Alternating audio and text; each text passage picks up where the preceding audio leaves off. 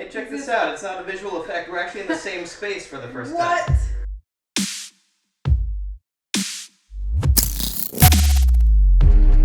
Hello again, my friends. It's Hashi, your action movie dad here, and we've got a pretty cool episode for you today.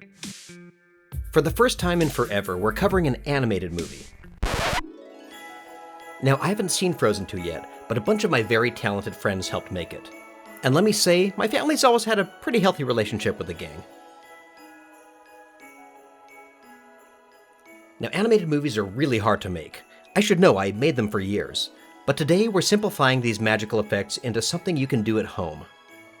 Based on some cool shots from the trailer, I'm going to show you how to make this magical diamond explosion, show you some tips on creating magical snowy spirals, and how to venture into the unknown with this pretty portal. I'm setting these up as free templates so you can get right to doing this yourselves, or with your kids who love Frozen. For real, your kids will love this stuff. If you want to jump right ahead to the templates, you can do that right here, but I'd also love to share the process behind them with you too. So this is super exciting. This doesn't happen often enough, but we are here in person. Look at this. Look. Our first stop was Hollywood Green Screen Studios to grab our live action plates. Marta, aka Captain Marvel, aka Daenerys, is based in London, but we actually managed to get her all the way back here to Los Angeles where I live. Today she'll become Queen Elsa with the help of the amazing Skye McDonald. Check her out on Instagram, she's got amazing stuff. I love makeup. I love makeup, okay? It's the best. We had a great shoot and got way more material than I could possibly VFX in time. A very special thanks to Kevin from Cast in Hollywood, and also to Anthony and Sam for helping us film this material.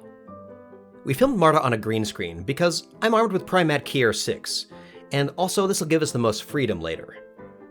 Now for these templates, a keyed subject will give you the best results, but if you don't have access to a keyable surface, you can always just add some frosty magic on top, and then there's always roto and masking. This handful of clips are all the practical things that I need, and then after that it's into the digital realm, where modern animated movie magic is created, and probably the majority of blockbuster movies as well. So let's jump into After Effects and start with some magic swirls. Here are a few from the movie. Sometimes they're sparkles, sometimes they're snowflakes, and sometimes there are these magic smoke or ribbon-like streaks. And Trapcode Particular is the queen of particle generators. Also, shame on you for assuming Particular was a dude.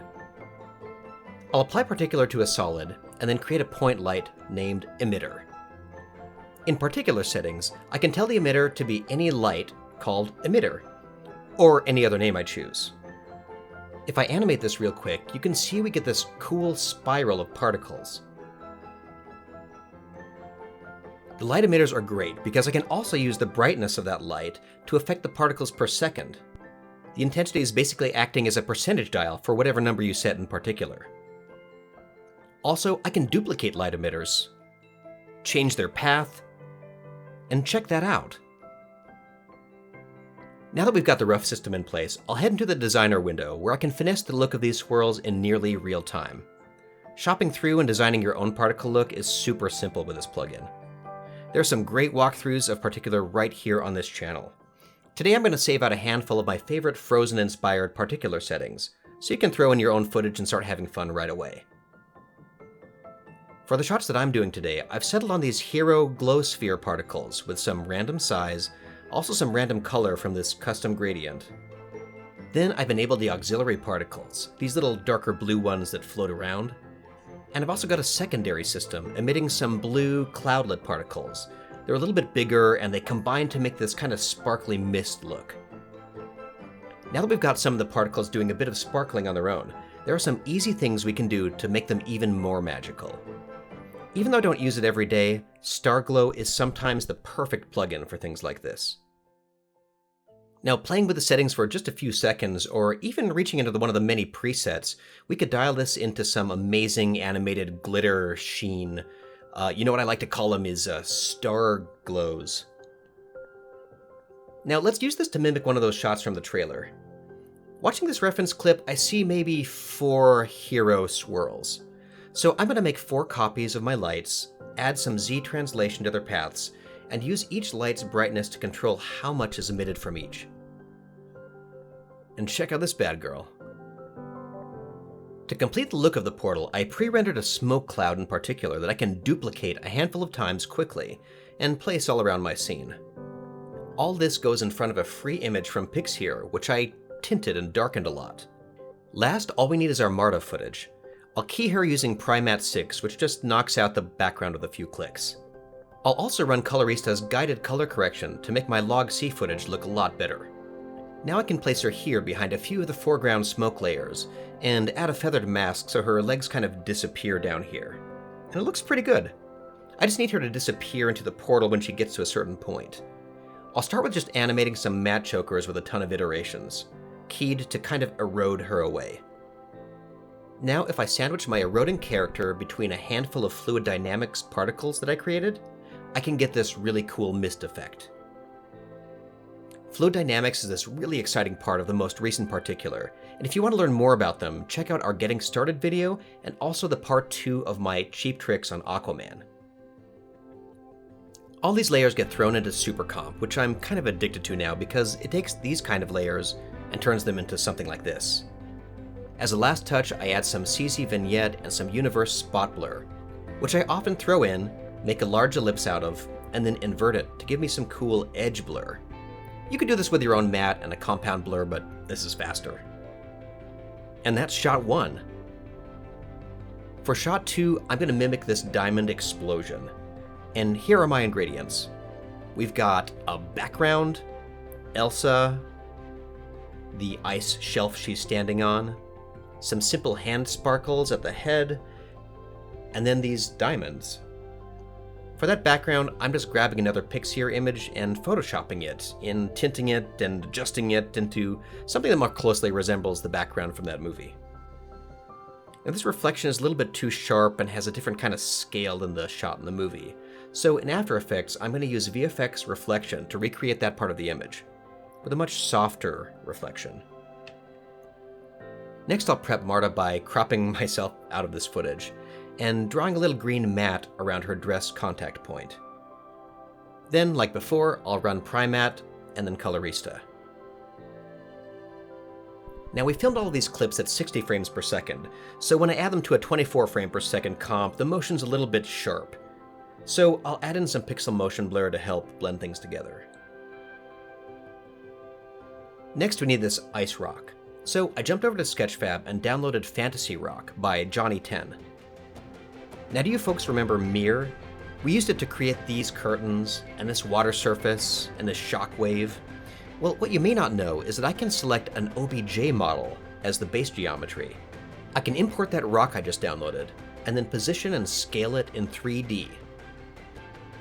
If I import the texture that came with it as a layer, I can then point to that layer under the texture setting. For now, this gives me enough information to block out my camera. It's a simple snap, pull back, kind of fast at first and then really eases in at the end. I'll adjust the curves to look kind of like that. Now this rock's a bit of a fixer-upper, so to get it looking better, I'll change the object's base color to a kind of blue.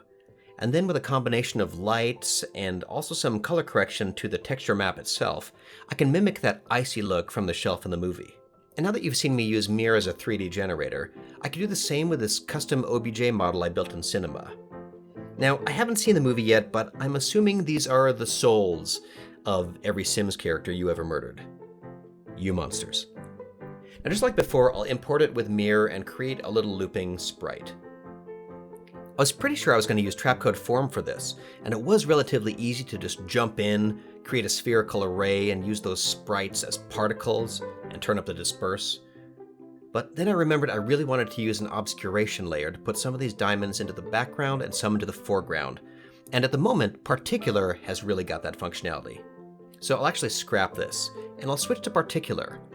I'll make it a little burst of particles, and then I can keyframe the physics time factor from 1 to 0 to kind of freeze the scene once the particles get to a certain point. As the particles, I'll select that diamond sprite, futz with the numbers and timing until I'm back to having a healthy number of diamonds in the sky. Under the visibility section, I can add a few keyframes to the near start fade and the near vanish to make these particles kind of appear from back to front along with the camera movement. Next, I do a little pre-comping, putting Elsa and the rock into their own composition, along with a copy of the camera so they become their own 2D layer over here. Now I'll do a trick that I use sometimes when I want my particular particles to interact with a footage layer, which is to create a 3D duplicate of a 2D layer to use as the particular obscuration layer. If your camera is static, this is super simple. You just create a duplicate that's 3D. But since there's a camera move in my shot, I've got to scale up my 3D obscuration layer to counter that camera pulling back. To do that, I'll mimic the placement of my camera's keyframes and then manually scale up the image at the end, matching the velocity curve with the camera's as well. Now I can hide this layer, so my Marta layer comes clean 1-to-1 from the 2D layer, but the 3D obscuration layer is allowing some of the diamonds to be behind her and some to be in front. Then, later if I want to mess with a particular system, it's just one layer to deal with. I use this same technique a lot for these shots in Mary Poppins Returns. In the original shot, these diamonds kind of appear almost with like an iris wipe, along with this other kind of cloudy burst. So I'll create something like that, again using particular smokelet particles with some blue shadowlets, and some trailing auxiliary particles. She's also got that magic coming off of her hands, so for that I'll create a new little system of light emitters that I can just keyframe along with her hands, and then add a particular layer with really the most basic of sparkly glow particles coming from them. Pretty cool. Now, as you may remember, I'm colorblind, and at some point along the way, Aaron Rabinowitz asked if I'd ever considered making the blue dress into more purple, using Colorista, and I didn't know how to do that, so he sent me this video. What you do is just kind of go into the hue, saturation, and lightness area, and all you got to do is grab hold of the blue little pin there and move it towards purple. And if you wanted to saturate it more, you could pull this out, right? If you wanted to make the dress lighter or darker, you could make it a dark purple, you could make it a lighter purple. Anyhow, that's it. Hope that helps. And now you all know how to do that as well. You also now know that bespoke Aaron Rabinowitz micro-tutorials are just one of my many favorite things. Oh crap. Well heck, folks. I may sound like a broken record, but now that I've got all these great layers, I bet they'd look really good if I threw them into Supercomp, where I can add in some diffusion and some glows and haze to each layer, mimicking that original shot. Now in the final, because our live action footage had this pretty strong rim, we decided to add in this full moon back here, and also use a VFX shadow to just put this little cast shadow right back here. Now here's a quick before and after. And there you have it, 2 great frozen shots without my computer freezing up once. Now in my work here and elsewhere, I use a lot of Red Giant plugins. Not just because I'm making tutorials for them, but really because they save me a lot of time. I mean, just today I used Magic Bullet and Trapcode, Universe, and the VFX Suite, and in the past that might have felt overwhelming, but now you can just subscribe to Red Giant Complete, where all of these are included, and it's an absurdly good deal. If you haven't heard of it yet, go listen to these distractingly beautiful humans talk about it on redgiant.com. And now it's sharing time. As I mentioned earlier, I simplified these 2 shots into some templates you can use. Each of them do come with a 100% AE version, and a version that's a little bit more interactive that uses Red Giant Complete. First, we've got the Frozen Scenes template, which when you first open up, there's a character comp for each scene. In here, you can place your footage of your actor doing the action described, or, something else if you want. Key out your character here, and then place them roughly around these guides. Then hop over to the RG or the AE version, and you're probably pretty much there. In the Frozen Particles templates, I've saved all of my particle setups. So if you've got Trapcode Particular, you can just download the template and be able to do all this. These templates use light emitters, allowing you to animate the lights to wherever you want the particles to be. The brightness of the lights works as a percentage dial of the particle count. The color of the light can change your particles to different colors if you want. And also, you can duplicate these light emitters and then have multiple emitters. Sometimes I find that parenting a light emitter to a null is actually a really good way to have a handle on translating them around. And if you're working in a relatively flat scene, you could actually motion sketch or record a cool motion using a 2D null, then switch it to 3D and parent your light emitter to that. Now, because these are light layers, be aware of how they may affect your 3D layers, if that's how you built your scene. You can always turn the light layers off if they're adversely affecting things, and it'll still function as an emitter for particular. Or you could add like 100% ambient light and then see if they happen to create a cool look for you. Now with any one of these, you can import your own keyed footage, place it as a 3D card, and then set it as the obscuration layer in particular. And now your particles can do things like this. If you don't have Trapcode Particular, or you're putting these together somewhere else, don't worry. I have pre-rendered a handful of these simple particle animations so you can use them any way you like in whatever software you like. I've also rendered out a sprite of that rotating diamond thing. As an additional resource, it's worth checking out Action VFX, where you can combine your particles with some of their free spell hits, or their blood mists if you tint them white, or their dust waves to create some really great looks. And also, it's really worth having a look at all of the new stuff they have on there. So now that you've seen how fun and easy these particle effects can be, play around with it. Tag us in anything cool that you've made online. We love seeing what our creators are up to. Now, as some of you know, I spent nearly a decade working on animated films. It was an incredibly humbling experience.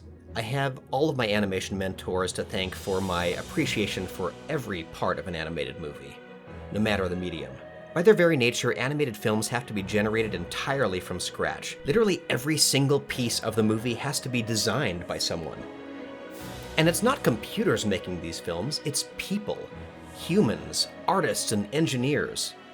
Because software and industry standards are always evolving, you rarely even get to use recycled computer assets in sequels. You can't just grab something from an old movie and throw it into a new one without a lot of additional artistry, engineering, and work.